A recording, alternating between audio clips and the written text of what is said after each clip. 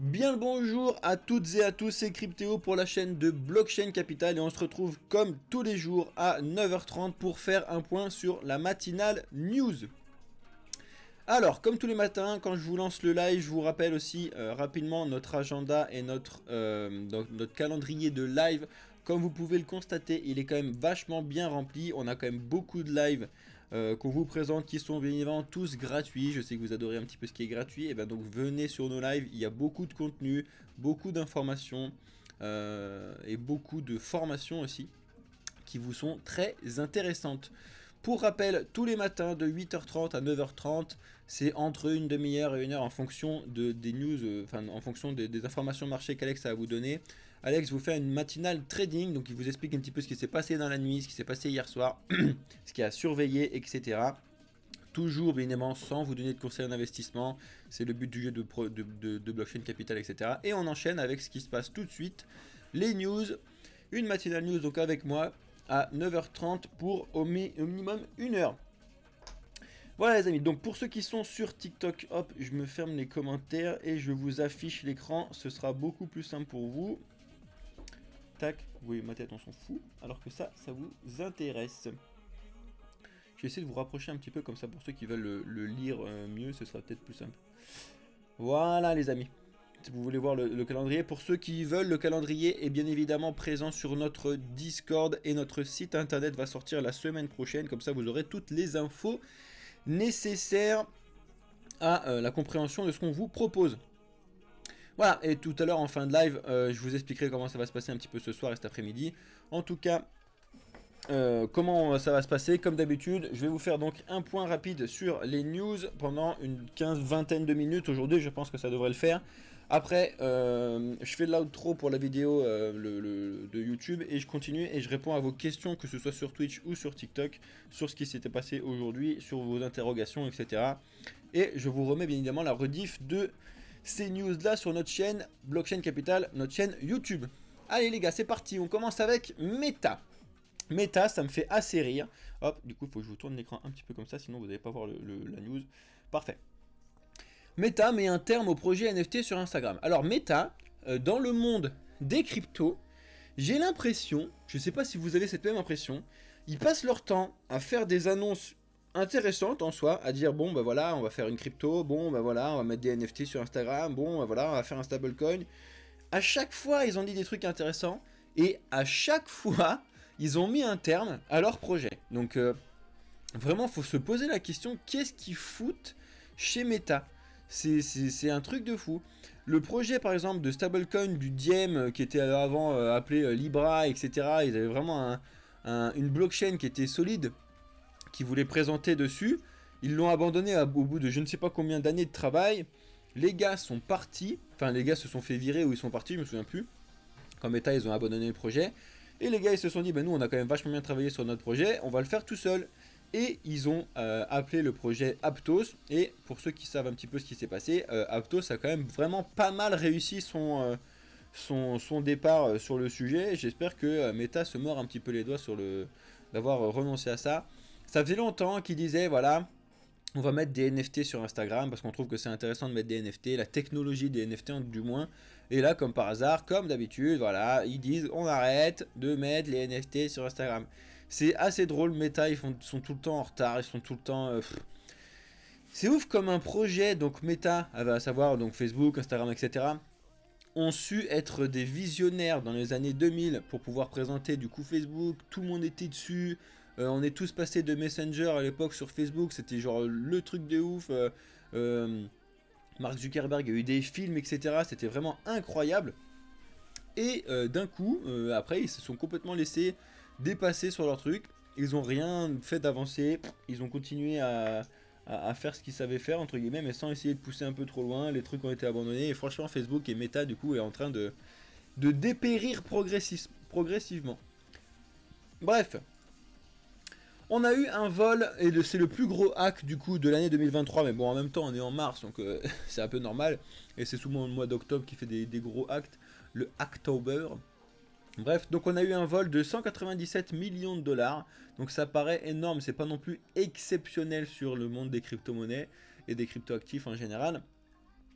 Le hack s'est passé sur le protocole finance décentralisée de Euler, donc Défi Euler Finance, qui a perdu donc 197 millions de dollars. Donc tout est revenu sur cet article si ça vous intéresse, donc un article sur Cryptost.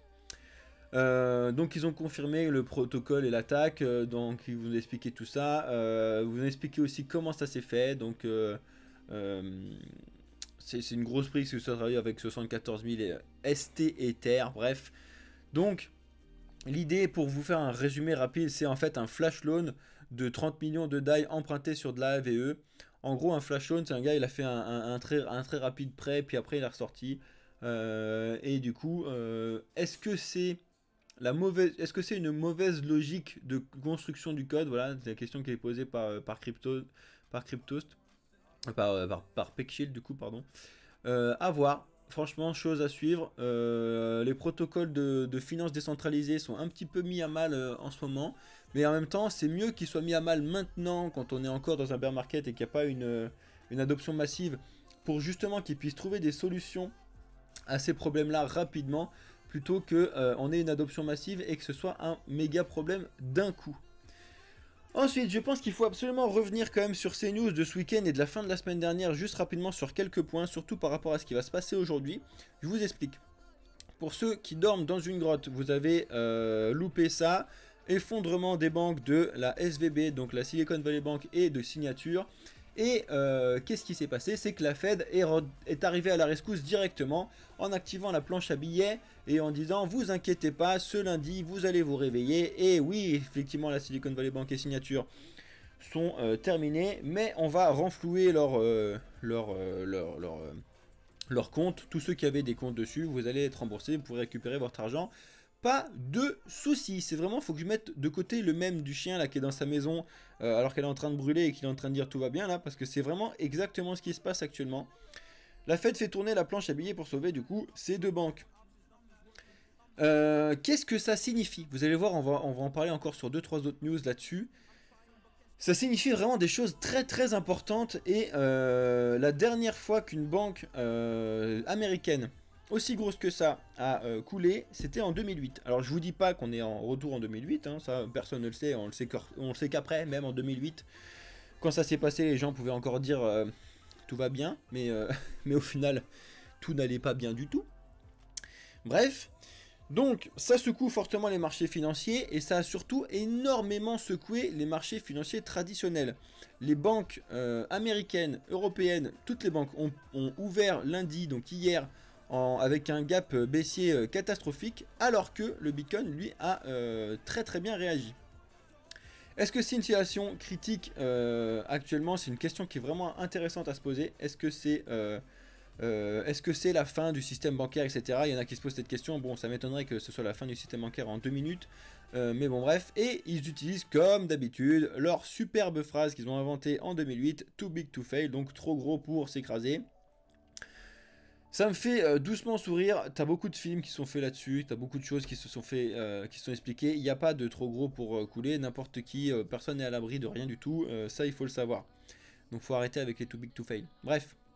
Vous allez voir que j'ai pas mal de choses à vous dire là-dessus, surtout quant à l'activation de la planche à billets de la Fed. Juste, je vais vous passer les news là-dessus rapidement et après je vous parle de ce que je voulais vous dire. Donc, pendant que le CAC 40 décroche, le Bitcoin explose à 24 000 et il a quasiment touché les 25 000 $ cette nuit. Il est monté à 24 800 et quelques. Pourquoi je vous dis ça? C'est que je vous ai mis les graphes. Pousse-toi, toi. Oui, je suis inscrit, mais j'y suis plus sur le truc. Oh non, tu me fatigues ce truc. Allez, bouge. Ça me tue, ça. Bon, on s'en fout. Regardez ce qui se passe sur le côté. J'ai pas eu le temps de mettre mon compte sur ce truc-là 2 secondes, mais bref.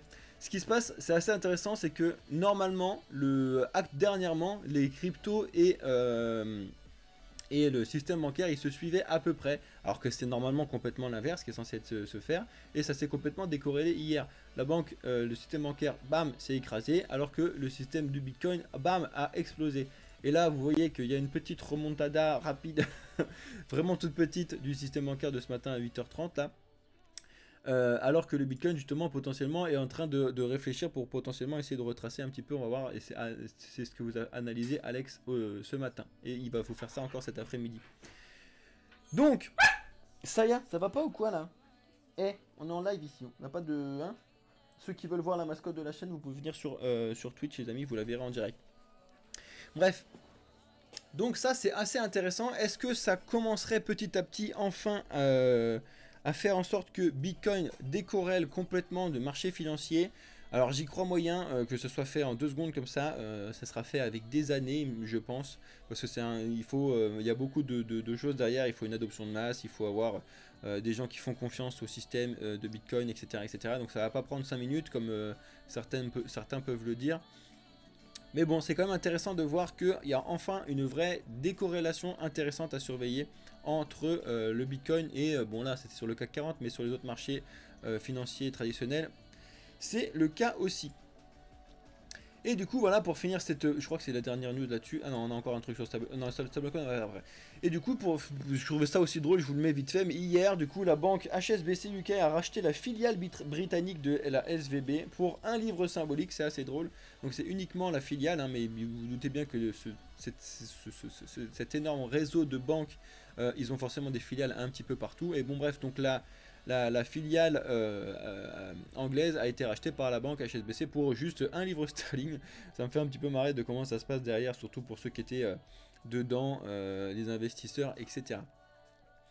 Bref, ce que je voulais vous dire, c'est que du coup, ça c'est cet après-midi. Vous allez avoir un live exprès avec Alex qui va vous faire un live pendant l'annonce du coup de l'inflation sur le mois de février aux États-Unis.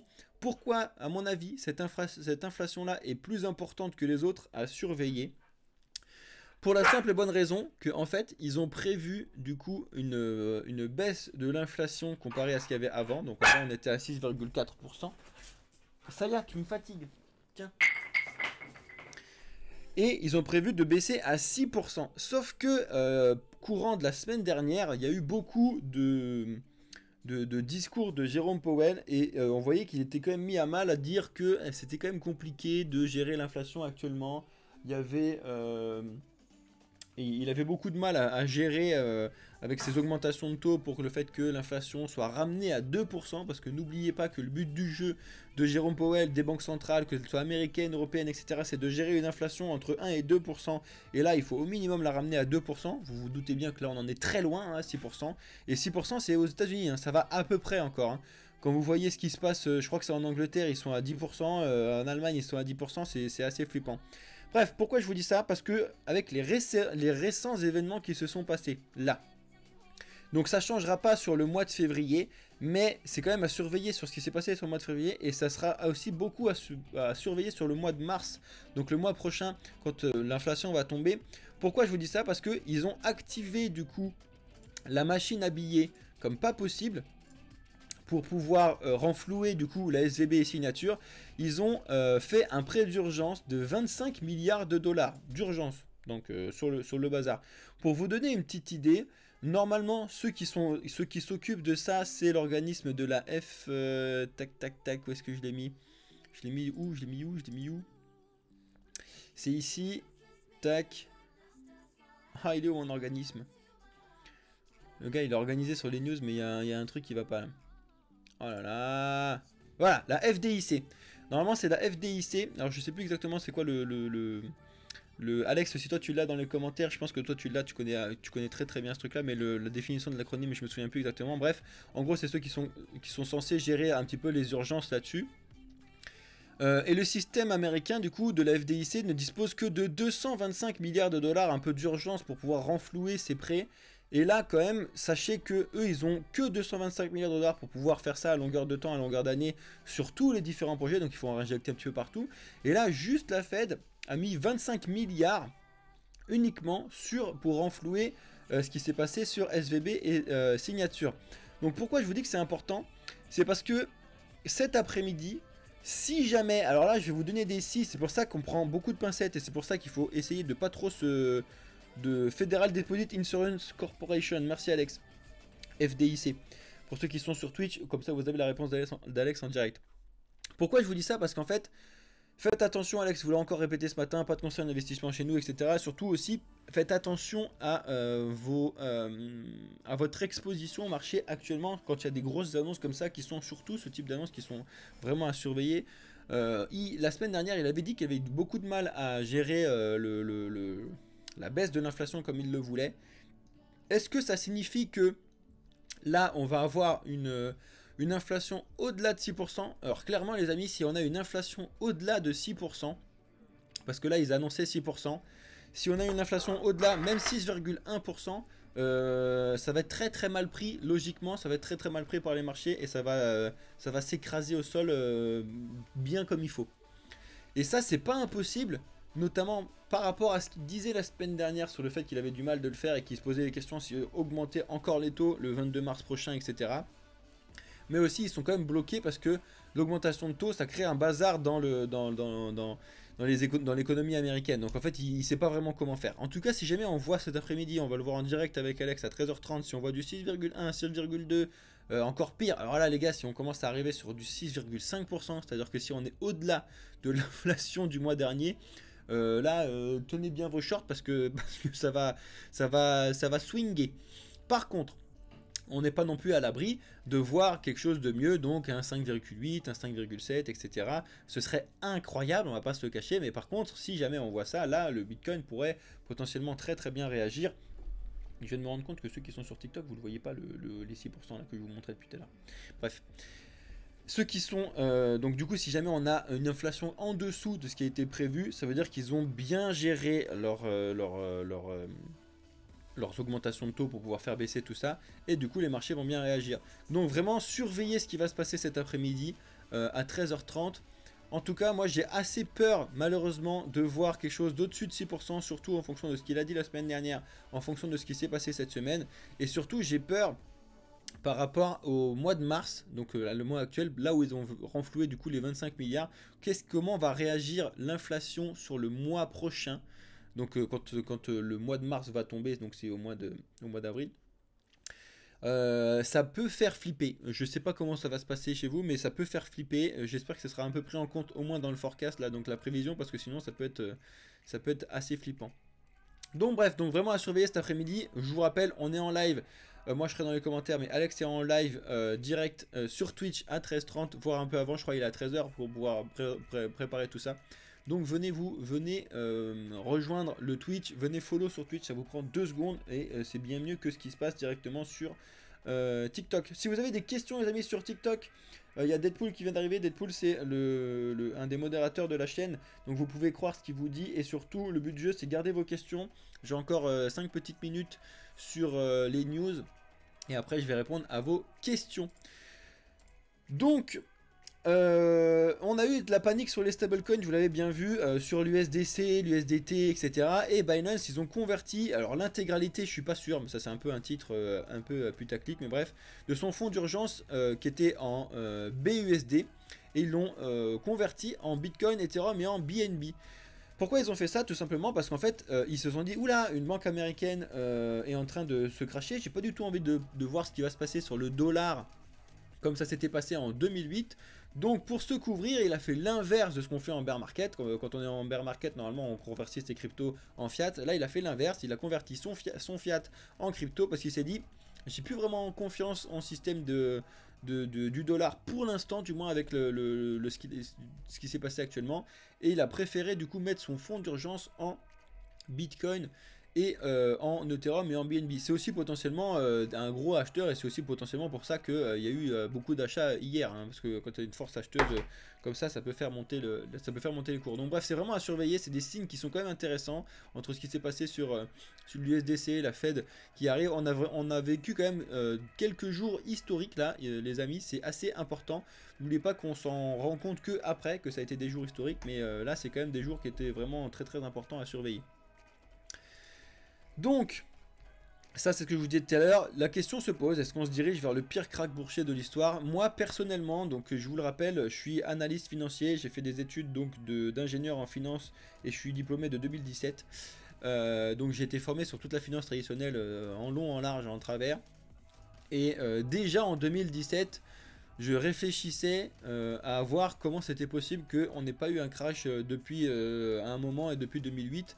Et en fait, la réponse était très simple, c'était que à l'époque, le très cher président des États-Unis faisait l'autruche et disait je vais bien, tout va bien, alors que ça n'allait pas bien du tout. C'était l'époque où il tweetait de partout, hein, le très cher Trump là, et il disait non mais tout va bien. Et comme tout le monde, tous les marchés croyaient ces tweets en disant oui c'est bon, ça va bien se passer, etc.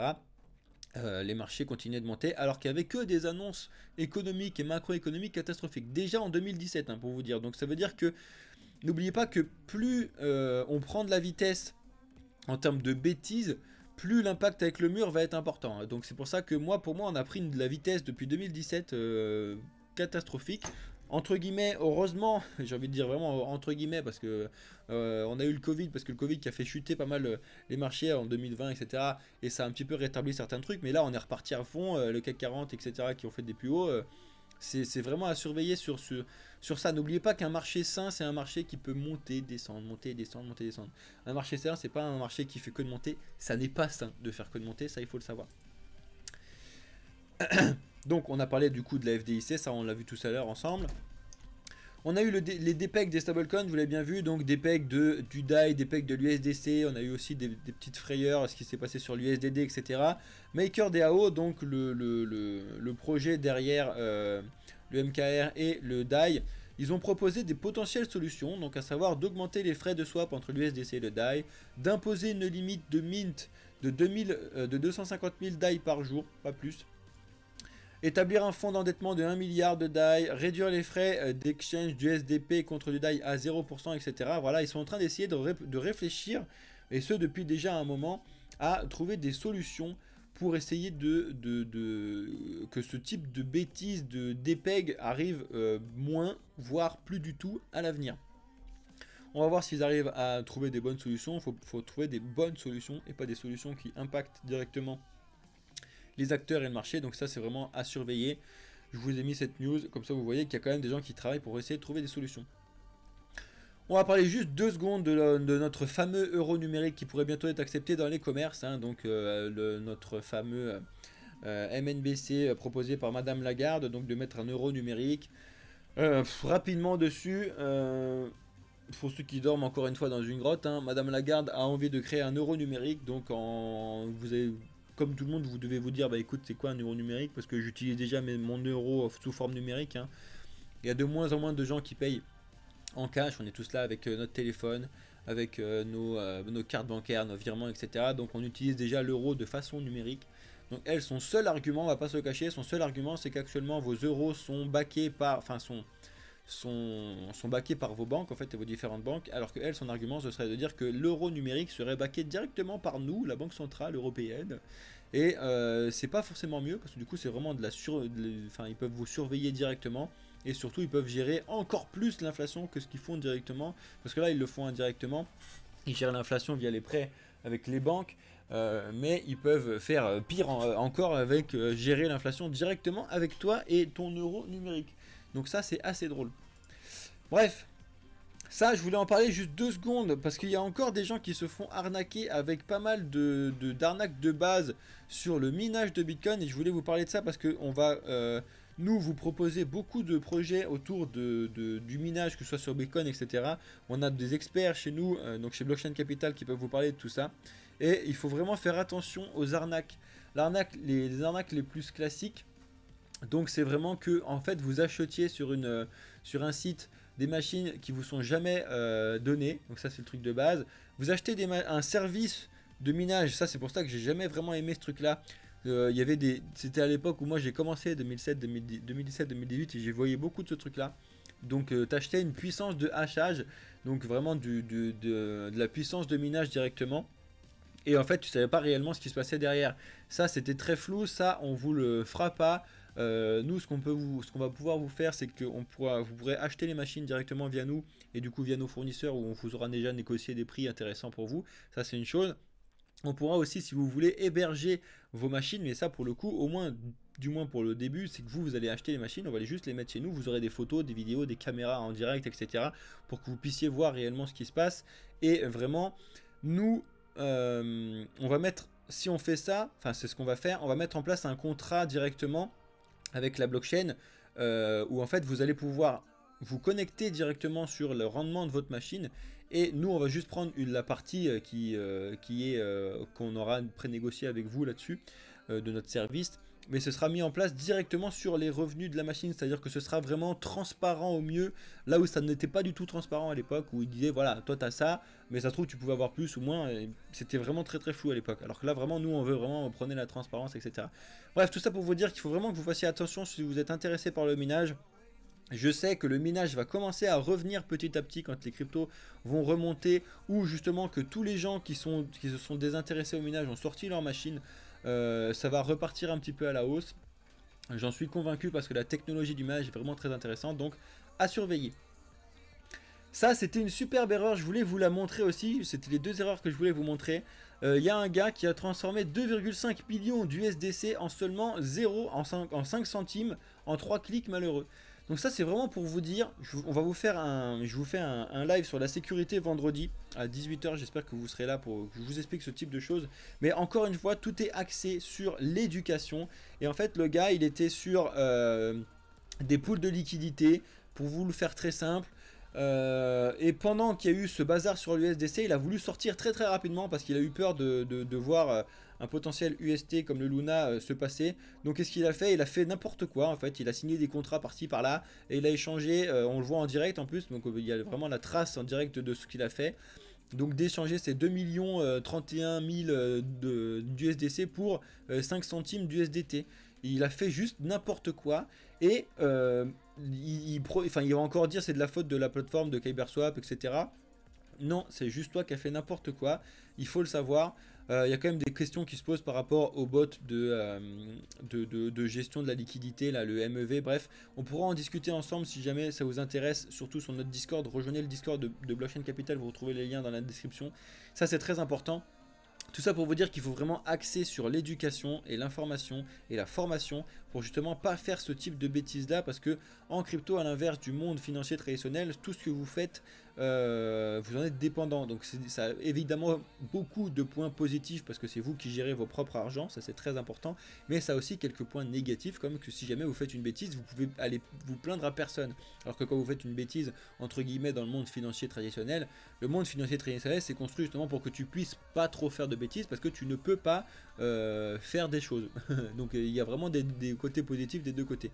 En tout cas voilà, nous sachez qu'on va vous expliquer comment ça fonctionne et surtout on va pouvoir vous former là-dessus, c'est vraiment très très important. Rapidement, donc ça c'est des news en anglais, je vous les traduis très très rapidement. De toute façon, c'est que on le voit directement, c'est que le système bancaire est en crise et que ça n'est pas la faute des cryptos. C'est une phrase que j'ai trouvé intéressante qu'ils ont mis dans leur truc, c'est que les crypto-monnaies ont un problème de banque, mais les banques n'ont pas de problème de crypto-monnaies. J'ai trouvé ça assez drôle là-dessus.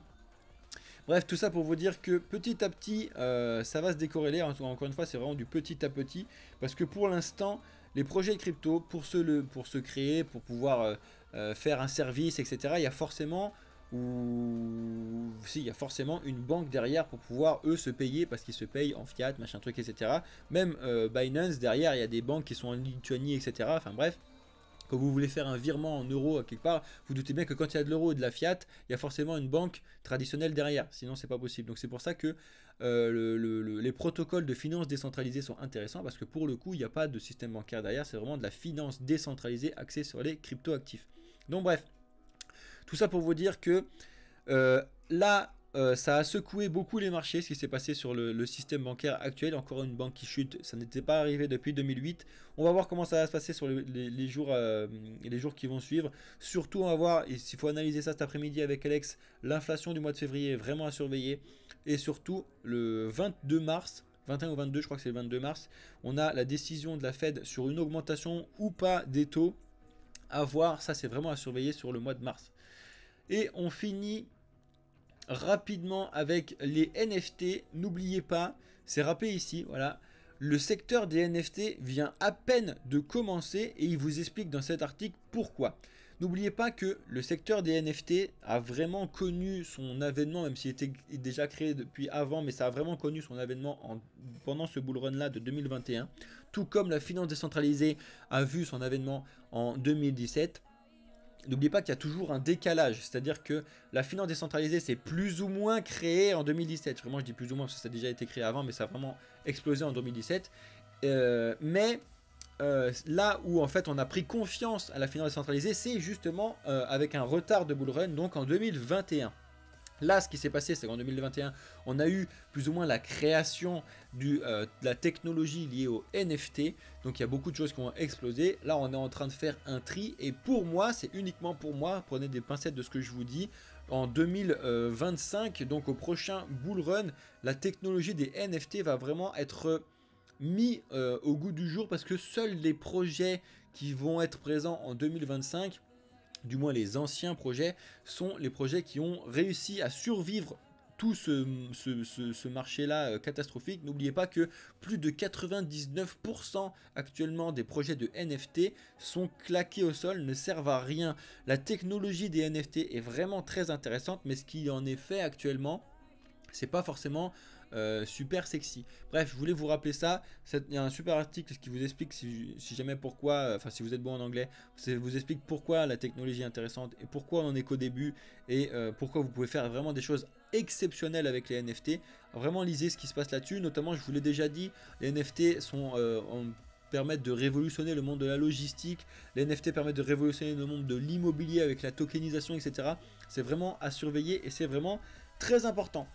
Restez les amis sur TikTok, je vais faire l'outro pour la vidéo sur YouTube de la rediffusion et restez aussi sur Twitch. Je vais prendre, ouais c'est ça, c'est le 22 mars, merci Alex. Je vais prendre vos questions. En tout cas, merci à toutes et à tous d'avoir suivi cette rediffusion que vous retrouverez sur notre chaîne YouTube. N'oubliez pas de regarder ce qui se passe sur nos différents réseaux et surtout de rejoindre la chaîne Discord, c'est vraiment très important. Et maintenant, je vais répondre à vos questions. Bonne journée à vous.